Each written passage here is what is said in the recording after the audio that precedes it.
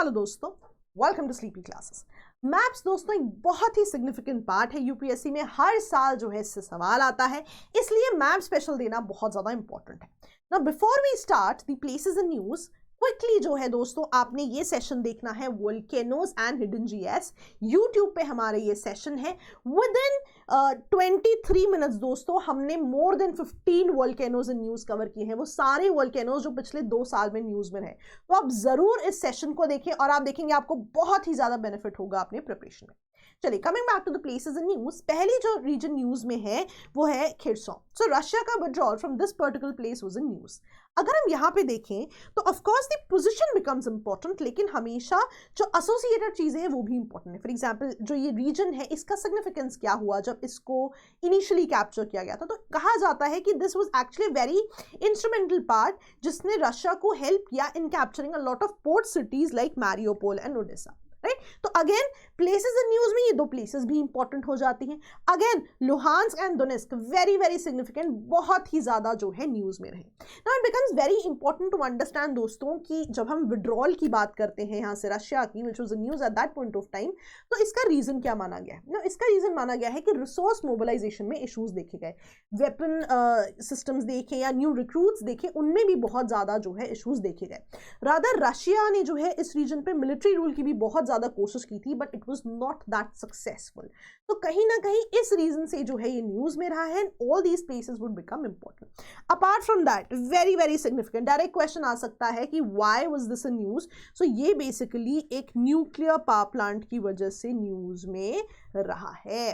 तो कभी भी आप कोई भी रीजन पढ़ें दोस्तों, उसके आसपास की जो सिग्निफिकेंट चीज़ें हैं जिसे हम हिडन जीएस कहते हैं वो बहुत इंपॉर्टेंट हो जाती हैं। तो आप इन सभी जो पॉइंटर्स को जो है ज़रूर याद रखें। कभी कभी आपको north to south, east to west भी अरेंज करने के लिए आ सकती हैं ये सिटीज, तो आप वो भी बिल्कुल जो है करें। चलिए क्विकली जो है आगे बढ़ते हैं। रिसेंटली लेक ह्यूरॉन न्यूज़ में है। लेक ह्यूरॉन किससे जुड़ा हुआ है? ये नॉर्थ अमेरिका के 5 ग्रेट लेक से जुड़ा हुआ है। तो रिसेंटली क्यों न्यूज़ में था? बिकॉज साइंटिस्ट जो है एक सेंसर नेटवर्क बना रहे हैं to study the water chemistry of lake Huron. तो सबसे पहली चीज जो हम पता होनी चाहिए, ये वाटर केमिस्ट्री की क्या बात हो रही है। मैं आपको थोड़ा सा बैकग्राउंड बता देती हूँ।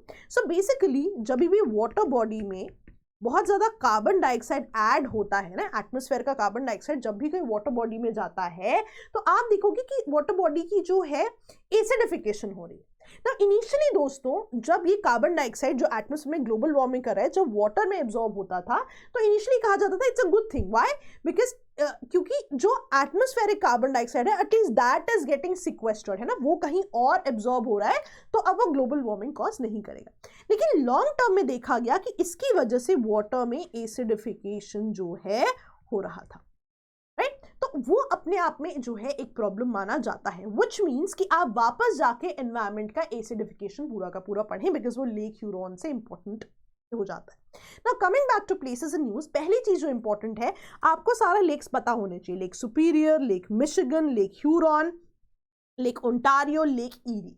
ठीक है, अब लेक ह्यूरॉन की क्योंकि बात हो रही है, तो आप देखेंगे जब भी हम फ्रेश वाटर लेक्स के सीक्वेंस की बात करेंगे, पहले नंबर पे आएगा आपका लेक सुपीरियर, दूसरे नंबर पे आएगा आपका लेक विक्टोरिया और तीसरे नंबर पे आपका लेक ह्यूरॉन आता है। Just to give you a fair idea about lake Huron, अगर आप हाइड्रोलॉजिकली देखें तो लेक मिशिगन और लेक ह्यूरॉन को एक्चुअली एक ही वाटर बॉडी का पार्ट माना जाता है, जस्ट हाइड्रोलॉजिकली। राइट, और अगर आप इस रीजन की बात करें तो इसे कहा जाता है स्ट्रेट ऑफ मैकिनेक। लिख लीजिए स्ट्रेट ऑफ मैकिनेक। राइट, कि वो इन 2 वाटर बॉडीज को ज्वाइन कर रहा है। ठीक है जी, चलिए क्विकली एक ट्रिवियल पॉइंट, लेक ईरी आपने देखा, there is a lake called Lake आयर।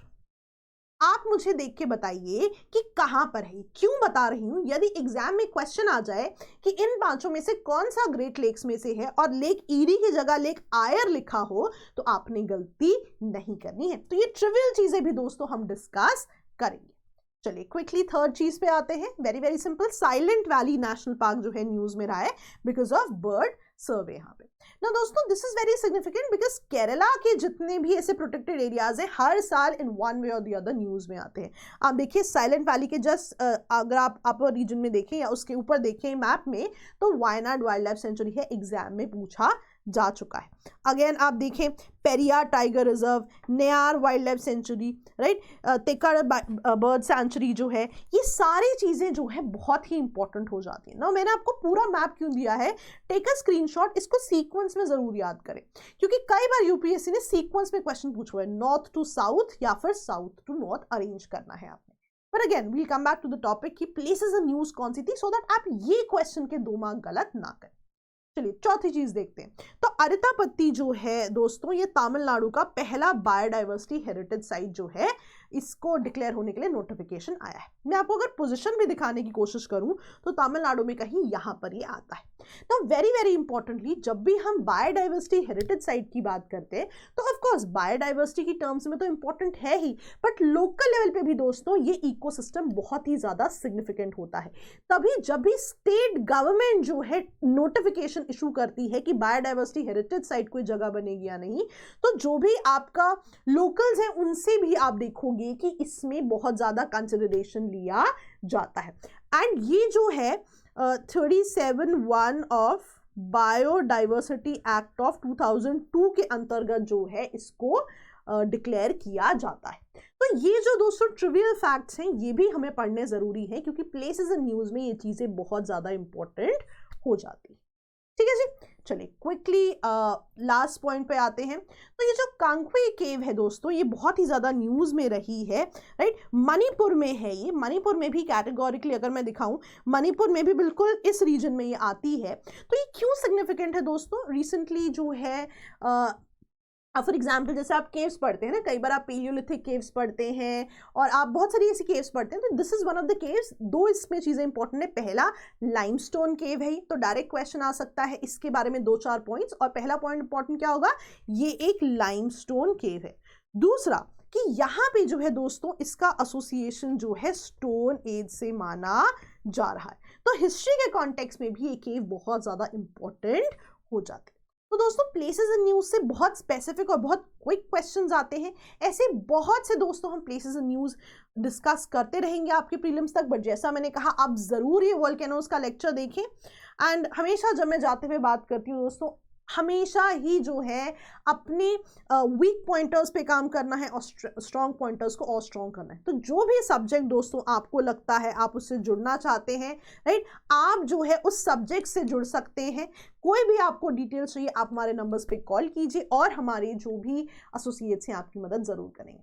तो आई होप हमने आज कुछ नया सीखा है। हमेशा की तरह कोशिश यही करते हैं कि जितना कंटेंट हो सके आपसे शेयर करें। तो that was all for the day दोस्तों, बाय बाय।